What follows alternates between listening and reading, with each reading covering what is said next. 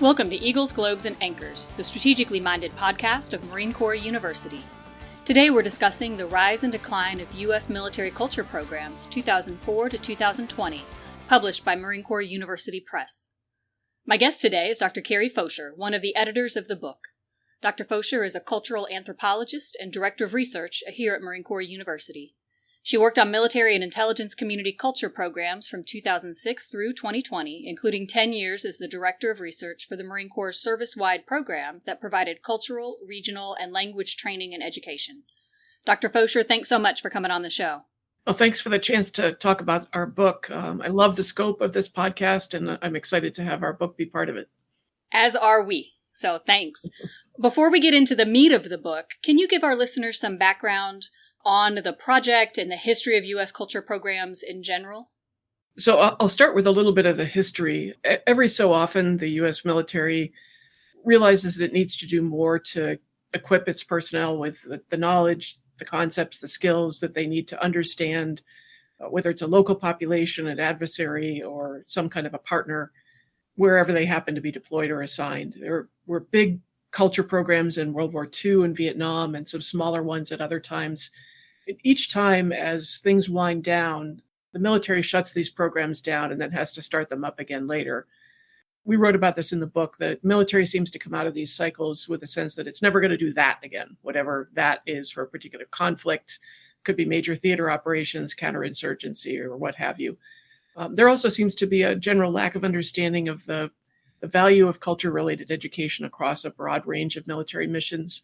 But the services are always having to make hard choices about what capabilities they can afford. So it's unfortunate, but not particularly surprising that these capabilities, including cultural programs, sometimes get cut and have to be recreated over and over again.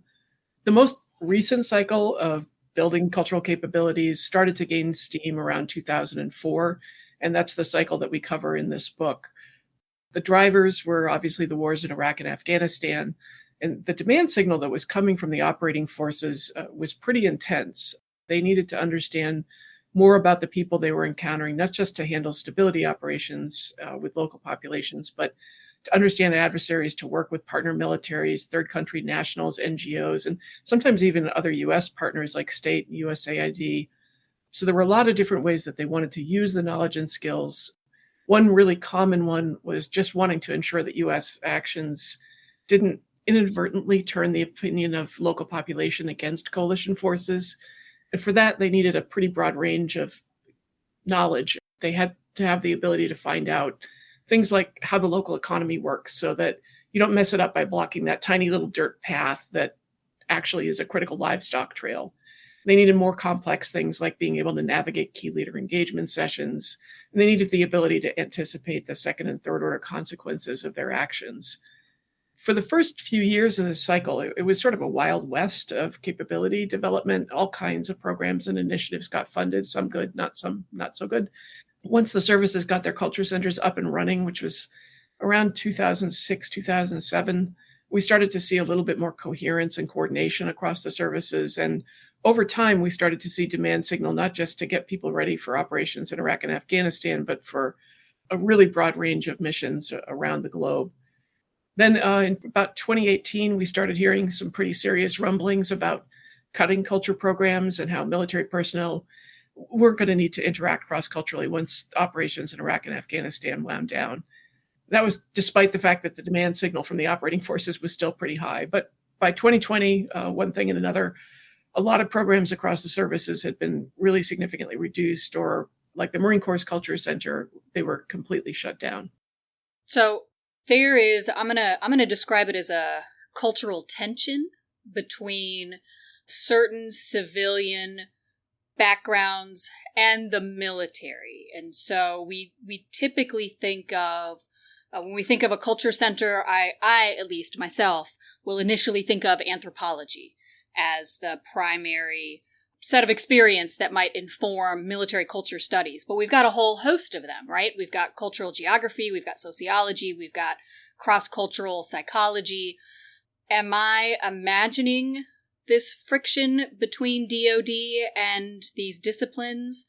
Or is that friction real? And if it is, how might that play into this cycle of feast or famine when it comes to the military prioritizing cultural studies and utilizing those assets and being supported then by these disciplines that, at least in my head, might be somewhat reluctant to support military operations? Well, you're definitely not imagining it. I think it's maybe a little bit more real than most people in military organizations recognize that it is. And those fraught or difficult relationships and the ongoing miscommunication that happened, that was a really significant factor in this cycle in the military's ability to recruit and retain qualified people. It's too long to get into right now, but there's a history between the military and some of the disciplines that you mentioned that is really not good. And some of the scholars in those fields feel like their trust was violated when the information they provided ended up being used to hurt the people that they do research with, or when the military wasn't fully transparent about its reasons for asking for help. And then that in turn created an understandable wariness about responding to new requests for help at the individual level, but also at the level of the academic professional associations. And those associations play a role in setting the ethical guidelines for engagement. It's also worth mentioning that the memories of these academic communities, it's long. Mm-hmm. They remember what happened in World War II and Vietnam, so this is not new to them. And they're coming to the table with those histories in mind. So improving the relationships wasn't just about the military learning to play nice with academia. It was also about being able to get the right advice from the right people. I was most heavily involved in the debates about anthropology's engagement with the military. Actually, since 2001, I recognized recently that it's been 20 years of doing this. The biggest challenges were always the military's tendency to dismiss academic concerns as anti-military bias. And sometimes that was true, but a lot more often, that was not what was driving the concerns. On the other side, there were some pretty superficial understandings of the military and its organizations within civilian academic communities. That didn't help with the discussions. I think we made some progress on both sides initially, and that some of what we got done on the academic side may have stuck. I'm less confident that the military learned how to approach academic communities more effectively. There's still a degree of dismissiveness and impatience, particularly with understanding that academics often have ethical codes that they have to follow, and they're going to ask hard questions about military approaches to culture or anything else that they get asked about. They're not just going to accept whatever is presented at face value. In terms of lessons learned about improving the relationships over time, one thing military personnel have to remember, and this sounds harsh, but it's true, is that outside of a war taking place on U.S. soil, a lot of academics really feel little or no pressure to assist national security organizations. There's often a really big downside for them and very little direct benefit. Also, this is something I think military organizations don't really see, but a lot of the social and behavioral sciences, there's very little graduate training in ethical decision-making for careers outside the academy. So it takes a while for people to figure out what they can and can't do in a military context. And they have to ask a lot of questions, which a lot of times the military finds annoying. I'm actually finding it a lot easier to work with the anthropology community on those issues now. With the military's demand signal waning, there's more time for building understanding outside of a crisis. So I guess I'd say that if the military organizations want these relationships to be better the next time DoD realizes that they're needed, now is the time to engage. And that's having people like the authors in this book teach classes and give talks in academic settings, maybe host some discussions with academic professional associations. I also think that this is the time to start thinking about maybe some more enduring ways to integrate the sciences, ways that aren't so vulnerable to getting cut when one capability falls out of favor. A lot of the disciplines that are critical in building and sustaining cultural capabilities, the ones you mentioned, right? Cultural anthropology, cultural geography, sociology, and so forth, they tend to be pretty thin on the ground in DoD during normal times. In between cycles of interest in culture, DoD tends to rely pretty heavily on history, political science, or international relations, and its related fields like security studies. But other disciplines have a lot more to offer than just work and culture programs. And if military organizations don't integrate them for the long haul, they're going to struggle to engage with them when the need becomes a crisis. So we need to think a little bit about how to get better at getting and keeping scientists from a broader range of disciplines. A lot of what you just said is interesting to me, but 2 points in particular is you had mentioned that the academic disciplines have long memories I have found the military does not. And I think part of that is turnover, and part of it is there is an institutional, here I'll only speak for the Marine Corps, but I think it's probably true in the other services. There is this institutional desire to anticipate the next threat and to meet it before it becomes a threat, right? You always want to get out ahead of something. And so people talk about the shiny ball. I don't think it's that. I think it is a very sincere effort to identify and prepare for and get out ahead of and neutralize potential future threats. And so if we don't think of cultural knowledge as being valuable to that right now in 2021, then it's understandable why that wouldn't be a priority for emphasis. And with the turnover that we've got, then it's equally understandable why institutionally the Marine Corps and the other services might not maintain this foundation that would make it easier to flex back to cultural studies as a support mechanism quickly, 5, 10 years, 20 years, whenever it becomes relevant again in the future. So it is interesting to think how the two different fields, the way they're organized and prioritized differently, lend to this friction when the military needs to be able to work with the cultural disciplines. Yeah, I agree. And, in anthropology, we used to talk about the emic and the edic perspectives, right? With the emic being trying to get the perspective of the local, and the edic being the more anthropological perspective. And emically, everything that you said makes sense.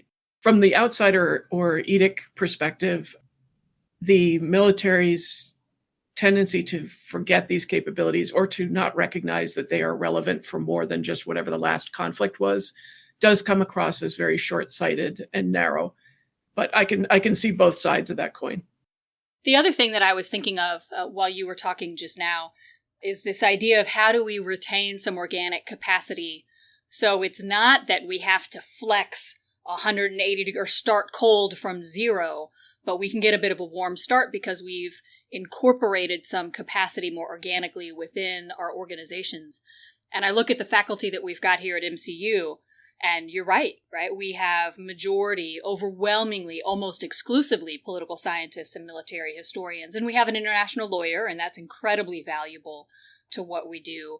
We have an ethicist on all the MCU faculty. I also happen to have that in my research, but as an administrator now, that's not an active research program that I'm maintaining like Dr. Tripodi. We have one cultural anthropologist. Thank you, Dr. Fosher. Who we have Dr. Lauren McKenzie, who is our cross-cultural communication specialist. Thank you, Dr. McKenzie. But because we can by name identify them, it is a very small, almost niche community within the larger organization.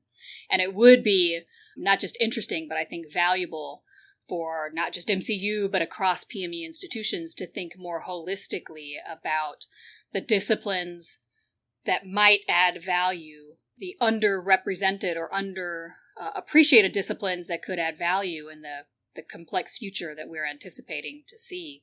Even if it turns out to be great power competition, it is great power competition. Even if it turns out to be major combat operations, we're not going to fight them the way we fought back in the Cold War. And so aligning our faculty with the experiences and the sets of expertise that might have worked back in the Cold War, it's not necessarily going to serve us in 2030 or 2040 and beyond.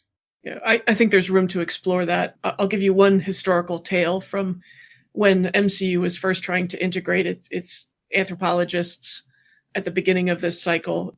They hired an anthropologist by the name of Paula Holmes Eber, who's a wonderful woman. Yeah, Middle East expert, did amazing stuff across the service and with other services. But when she got her office at MCU, the sign on her door read anthropologist, like she was a zoo exhibit. It was not her title, not any indication that she was a faculty member, just that she was a specimen. So we need to get to the point where that is not how these disciplines are thought of as one-offs, but rather as an integral part of how we bring the social and behavioral sciences to bear on military problems. Yeah, absolutely. So what brought you to this edited volume now? It's coming out in 2021, so that leads me to believe you did most of the heavy lifting in 2019, 2020. How did you identify contributors? Why did this become a DoD-wide project and not focus just on the Marine Corps experience? Talk to us a little bit about the mechanics of the project itself and how it came together the way it did. Well, I think it's worth saying a couple of things about where the idea for the book came from. We were pretty sure, even at the start of this cycle, that based on history, eventually a lot of the programs would get shut down. So we were braced for it. And one of the things that a lot of us noticed when we were just getting started was that we knew there had been these programs in the past, but it was really difficult to find detailed information on them. We wanted to avoid known obstacles. We wanted to build on the past rather than reinventing it, but there just wasn't much information. There was some scholarship, often written by people outside of the military, and some of that was good critique, but there were very few actual records that we could use to kind of piece together, well, this worked, that didn't work, don't go down this path, that's a bad idea. We wanted to leave a better record for the next round of people who have to rebuild the capabilities, whether that's in 5 years or 20. And we've done some of that through publications in the past. We created archives. We've been tucking material into doctrine and other places. And then most recently, this book that Lauren McKenzie and I and some great contributors pulled together, we wanted to capture lessons learned from some of the people who have been thinking about this from different angles for a long time. So it was less about trying to get representatives from every PME institution or anything like that. It was more about really trying to capture a depth of perspective that people had. So the book does have authors from Army, Air Force, Navy, Marine Corps. There are people with different educational backgrounds. We're not all anthropologists. There's some who have served in the military, some who haven't. And I think even more importantly, there are people who have different roles, people who are on the faculty, people who are researchers, administrators, organizational leaders, and some folks who've had multiple roles over the years. And I think those different vantage points and experiences helped us cover a pretty broad range of issues, from the details of teaching military personnel to the more programmatic aspects of building and sustaining the programs. And that's really what we were shooting for. Hopefully those lessons learned are going to be useful to people who are still working culture-related programs, but a primary purpose for the book being the way that it is that we wanted it to be a kind of message in a bottle for the next time. Mm. And can you talk a little bit, I know that you personally did a lot of work in the Marine Corps to help archive as much information as possible, not just about the culture program itself, though that certainly will be important if we should re-energize something culture related in the future, but also some of the data that you all had collected in the time that you had worked. Can you talk to our listeners? Where can they access? Is it the Marine Corps archives here at MCU? How can researchers who might be interested in this topic and want to go forward, what publicly available information is there that they can find? Where would you point them to? So 3 primary places. The first one is for information about the Marine Corps' culture efforts. The Marine Corps History Division's Archives branch has a collection on the Marine Corps' Culture Center. And we did our best to try to include not only hard copies of materials from the culture program, but also a collection of lessons learned from various people in the organization. So that is over there. I'm not sure that they have got it up and running yet, but they do have the materials, so it should be available soon. The second place is the Defense Technical Information Center. A great number of both the culture products that the center created, as well as the research that my research team did for the Culture Center, which was largely on the Marine Corps itself. That's all hanging on the Defense Technical Information Center's portal and is publicly available. You don't have to be a military employee to access that. And then the third place is the Qualitative Data Repository at Syracuse University, where we deposited the data and reports from 4 of the research group's projects. Those are all projects focused on the Marine Corps, not on other cultures, but that is also all publicly available. There are a couple of data sets that are restricted, require you to have a human subjects review protocol, but the rest of it is all publicly available. Awesome. Thank you. There's so much value in what the center had pulled together it was in existence for over a decade, that even if the Marine Corps isn't going to leverage that expertise or that knowledge at this particular moment, I think there's value in letting the broader community have access to it. So I personally really appreciate the efforts that you and the folks at CACL made to ensure that information was publicly available and thoughtfully I don't want to say curated, because that means that always implies to me that you're Yes. filtering things out. And I don't think that was the intent. I think the intent was to present it in a way that people could pick it up and it's understandable, as opposed to just a cardboard box full of papers smashed together, like someone's moving out of their house at midnight, right? So I appreciate the intention and the thoughtfulness that went into that archiving and cataloging process. And if you've got any of our listeners, if this is your research area, or if you know anyone who is interested in researching these areas, check the information out. It's there for you to continue our discussions, to continue our accumulation of knowledge in this area. But Dr. Fosher, I want to turn back to the edited volume here for another couple minutes, and I'm going to do something that all authors hate, and that's I'm going to quote you to you. In your chapter, A Few Things I Know About Culture Programs, or Why Nothing Works, you write, perhaps the most important lesson learned from this cycle is the need for well-organized strategic communication starting as soon as possible. I would not have anticipated that would be the most important lesson. What makes it the most important lesson over this last cycle? And then the follow-on question would be, what should a well-organized strategic communication effort look like? So, well, I guess, what makes it the most important lesson is money. Mm-hmm. Ultimately, culture programs, like every other kind of program, live and die based on the perceptions of two groups of people. The first is the folks who control how things are described in budget briefs to senior leaders. And the second group is those senior leaders themselves who are making the decisions. And in some ways, as we certainly saw with the Marine Corps' culture program, it doesn't matter how well the program describes itself, how well it defends itself, how well it can demonstrate continued demand signal from the operating forces.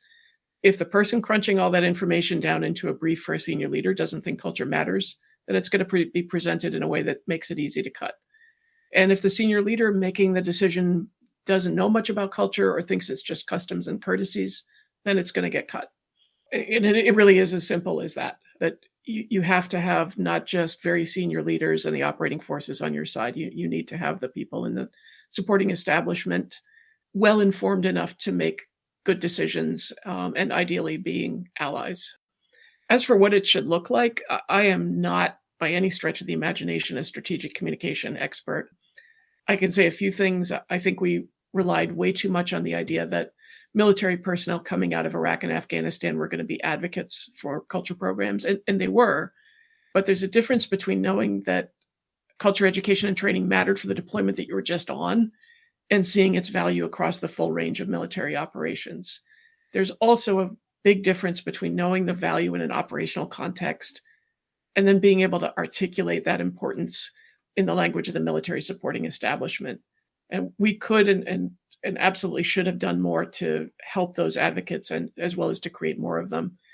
And I think also, just on a more personal note, those of us who did know how ephemeral DoD's interest in culture tends to be should have done more to inform the rest of the people involved in culture programs so that they would have been more likely to prioritize strategic communication. I think we did try to do a little bit of that early on. We got some pushback. And rather than continuing to press our arguments, we kind of quieted down and we're just like, all right, well, eventually they'll see.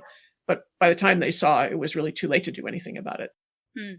So this book focuses on training and education programs, and you don't really touch things like the Army's human terrain system or many of the efforts that were undertaken over the past decade to develop technology-based solutions. Why did you exclude those from the project? What was the rationale for just taking the slice of culture programs that you did in the book? So we decided to focus on education and training primarily to fill a gap in the literature that's developed over the last 15 years. The Army's human terrain system got a lot of attention in publications and the media. It was a relatively small capability, but it still got a ton of attention. And science and technology efforts like cultural databases, modeling and simulation, that kind of thing, also got a fair amount of attention because DoD was funding the researchers and then those researchers put out publications. But despite the attention that those programs got, the reality is that most of the new social scientists who came in during this cycle ended up choosing to work in education and training programs. In a lot of cases, that was because we realized that that's the best way to support military personnel is to give them the thinking tools that they needed, things that would work when the subject matter experts weren't there or the technology systems didn't work. I think we also felt like the best way to institutionalize the capability for the long haul was in the minds of the soldiers, the sailors, the airmen, and the Marines. So education and training programs just weren't exciting enough to get much media attention. And to be fair, those of us working in them did not prioritize writing about what we were doing, which was, in hindsight, not a great idea. So we wanted to ensure that this book captured some of what went on within the education and training domain, just to help round out the record of this most recent cycle. Okay, yeah, that makes good sense. So are there any issues that you wish you could have explored in the book that you didn't? I don't know so much issues, but I do, having looked at the book as a whole now, I do really regret that we didn't spend more time talking about the work that was done by some of the early proponents. We mentioned earlier Paula Holmes-Eber, and certainly Barak Salmoni, who were instrumental in getting the Marine Corps Culture Center up and running and getting a foothold in Marine Corps education. Remy Hajar, who's at West Point now, and he was part of the Army's Culture Center at a time when he was absolutely critical to the development of the cross-cultural competence concept that we all ended up using. Mm-hmm.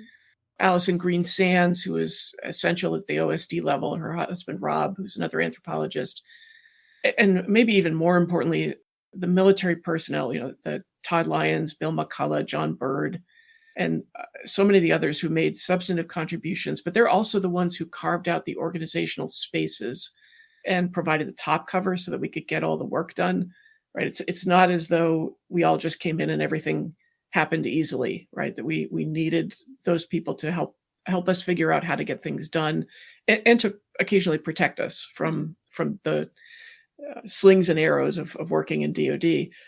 So, the book ended up being written mainly by PhDs, but we've always been just one piece of the puzzle, and getting anything done required partnerships with all the people who had the different pieces. And I guess I hope one of the main lessons people take away from the book is that building and sustaining cultural programs, or really any complex capability, it takes a lot of compromise, a lot of collaboration, and that willingness to recognize that no one of us has got all the answers. What surprised you while you were working on the book? I love this question. So I was pretty surprised by how much the authors have started to agree on certain things over the years. Oh. So, things like the challenge of DoD's, I'll just say rather limited approach to program assessment, something that really undermined our ability to demonstrate how valuable the operating forces found cultural knowledge and skills, right? That was a big bone of contention early on.